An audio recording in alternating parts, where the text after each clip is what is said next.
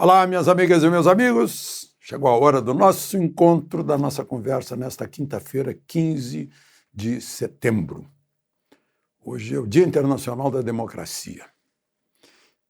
Eu vou falar mais adiante sobre a ministra Rosa Weber saudando a democracia. E amanhã é mais um dia do caminhoneiro.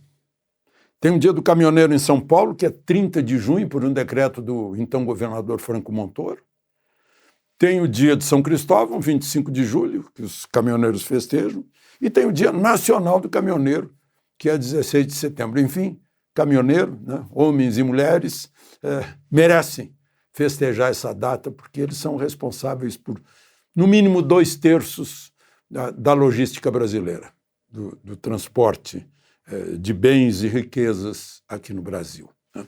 E também, 16 de setembro é o dia da inauguração, em 1950, do Estádio do Maracanã, Estádio Mário Filho, que, na época, eu não sei como é que está hoje, mas era o maior do mundo. Né? E ficou cheio na Copa do Mundo de 50. Aliás, ele foi inaugurado em 49, então, porque a Copa do Mundo de 50 foi no meio do ano. Mas foi em 16 de setembro. Foi uma correria para inaugurar o estádio. Não estava nem pronto ainda. Vamos, então, aos assuntos de hoje. Não esqueça de se inscrever e de deixar o seu gostei ou não gostei.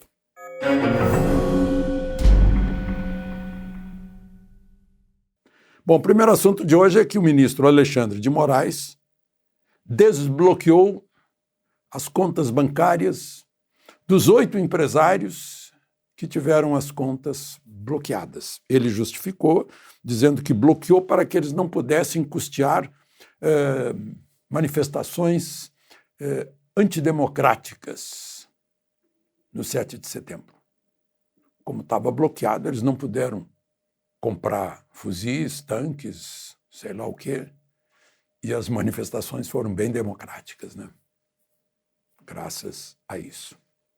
E eles não devem ter crédito também, né? Se queriam comprar alguma coisa, só com o dinheiro que estava nos bancos. Então, interessante, né?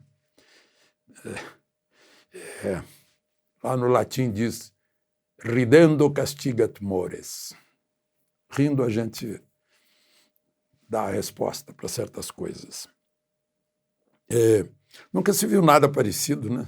Aliás, já se viu, né, o inquérito do fim do mundo, segundo Marco Aurélio, porque começou o inquérito com a polícia entrando na casa deles.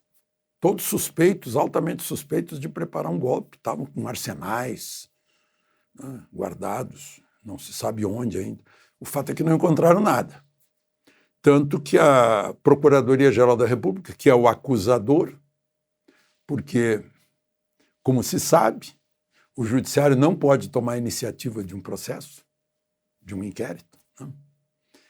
Isso cabe constitucionalmente à promotoria, né? À polícia, e à polícia judiciária. E não encontraram nada, mas parece que foi aquele lançamento de rede para ver se pega algum lambari. Não pegou. E aí a procuradoria disse, olha, não encontramos nada. Pode arquivar, porque nós não vamos denunciar nada. Não tem crime a ser investigado. Não, vai continuar. Quer dizer, isso não existe em direito. Estão se criando agora essas novidades. Né? E, coincidentemente, aconteceu isso hoje, 15 de setembro, Dia Internacional da Democracia. Foi assim saudado pela presidente do Supremo quando abriu a sessão de hoje. Diz que democracia é inegociável. Irônico, né, falar isso lá dentro. Num tribunal que, se julgando atacado, ofendido, criou ele próprio um inquérito baseado num regimento interno, um ponto do regimento interno que já havia sido derrogado pela Constituição de 88, pelos artigos 127 e 129, em que o Ministério Público é que faz isso, né? Mas não foi o Ministério Público. E aí vamos fazer? Democracia convive com isso? Impossível. Impossível conviver com alguém que se sente ofendido e ele próprio investiga, denuncia, julga, manda para o presídio, jornalistas, inclusive, com tornozeleira eletrônica saindo do presídio. Ou seja, faz todo o processo de absolutismo, né? Fica estranho falar em democracia quando o acusador diz: eu não tenho acusação a fazer. E o processo continua. Quando há dificuldade de a defesa chegar aos autos, quando gente que não tem nenhum foro privilegiado, nenhum cheiro de foro privilegiado, nenhum fumus, né, de foro privilegiado, e está lá no Supremo.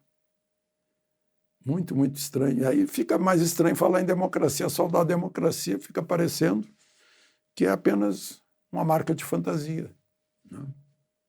A menos que democracia, né, assim como é uma teoria minha de anos, né, tem que ser prática. Não bastam palavras. Não basta o eu te amo, por exemplo, do namorado, do marido, do noivo. Isso tem que ser prático, 24 horas por dia, né? Bom, isso sem falar de outras coisas, né?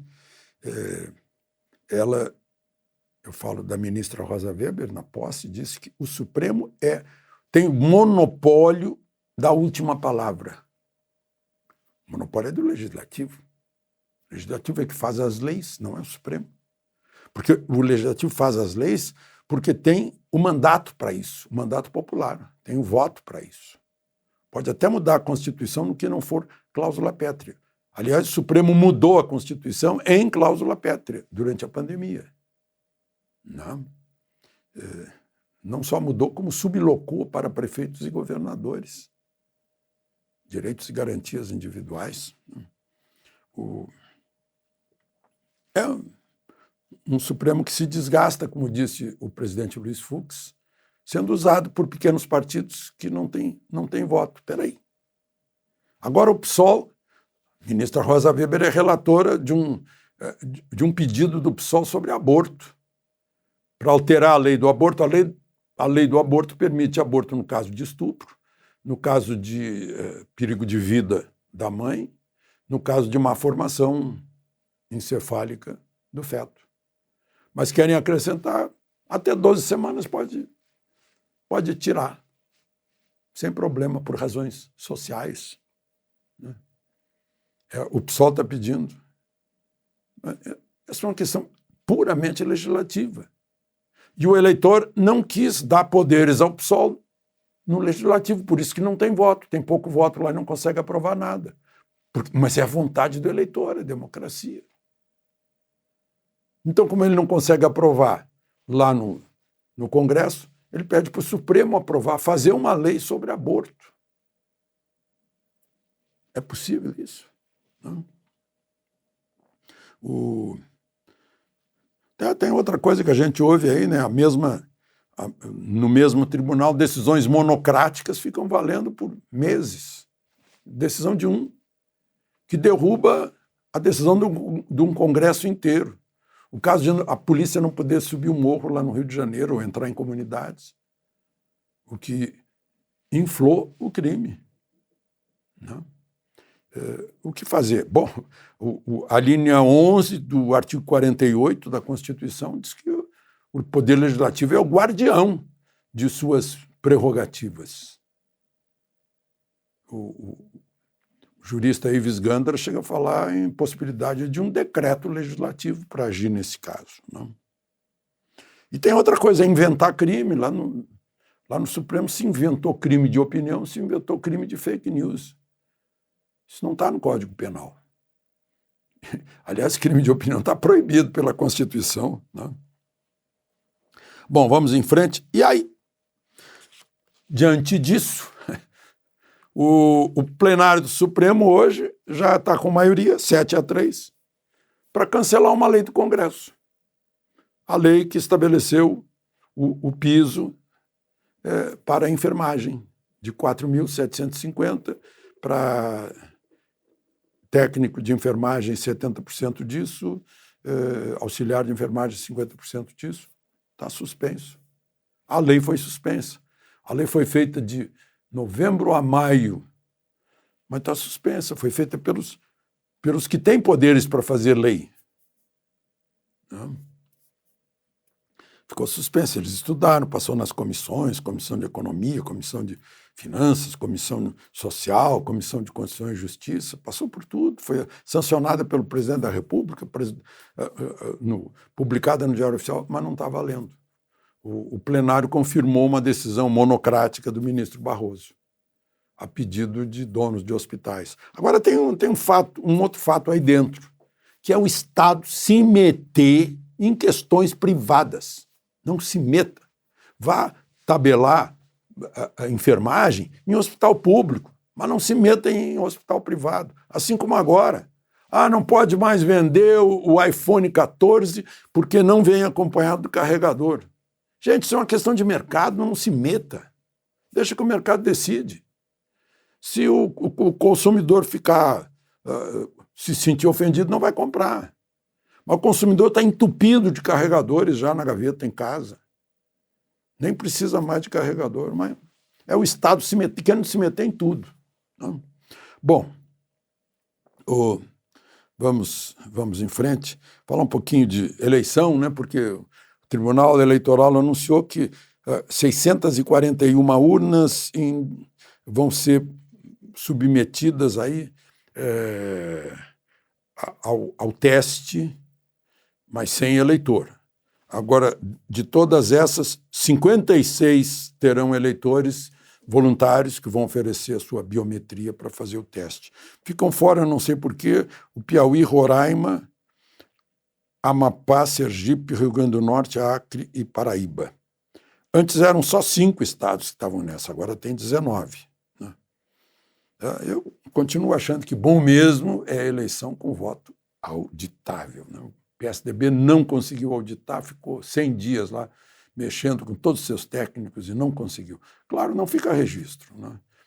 E aí eu lembro que agora mesmo vi mais uma manifestação daquele promotor de Mato Grosso do Sul, Felipe Jimenez, ele dizendo que a contagem do voto tem que ser pública, né?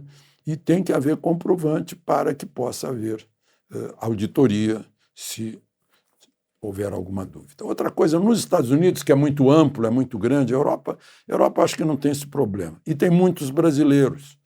E os brasileiros estão se queixando que estão longe de alguns consulados. Não tem consulado em todos os estados americanos, né? Tem que viajar, meu Deus do céu, fazer uma longa viagem para votar. Eu imagino como solucionar um problema desses lá nos Estados Unidos para tantos brasileiros que lá moram e que têm vontade de votar. Falar em voto, né? A Rádio e Televisão Portuguesa vai me entrevistar, fizeram contato hoje, sobre voto no Brasil, sobre as pesquisas e tal. Enfim, eu estou lembrando, né, que um amigo meu do Rio Grande do Norte disse, não é possível, depois de tudo que se viu aqui em Natal, como é que a pesquisa eleitoral não tem vergonha de mostrar o contrário do que nossos olhos veem, né? E eu fiz um cálculo errado aqui, e o Júlio Campagnoni, que nos acompanha, me corrigiu, ele tem toda a razão. Né? Não é um que representa 2.000 num universo de 156 milhões de eleitores.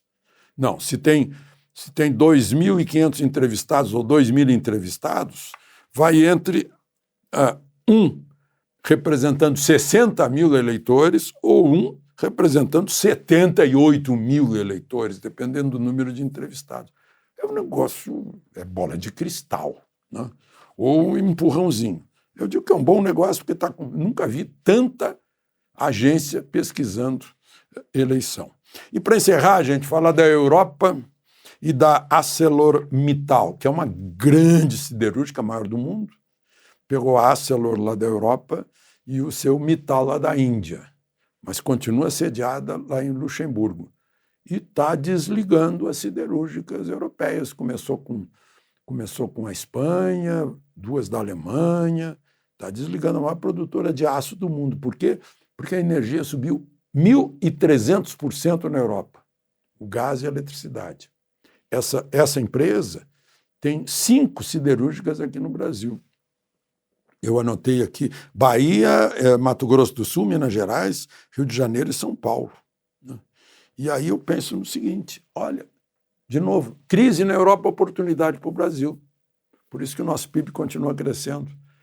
Certamente a ArcelorMittal vai mobilizar suas siderúrgicas no Brasil, porque aqui a energia é barata e a disponibilidade, a abundância da matéria-prima para produzir o aço, né? Então, vai mobilizar aqui para abastecer a Europa.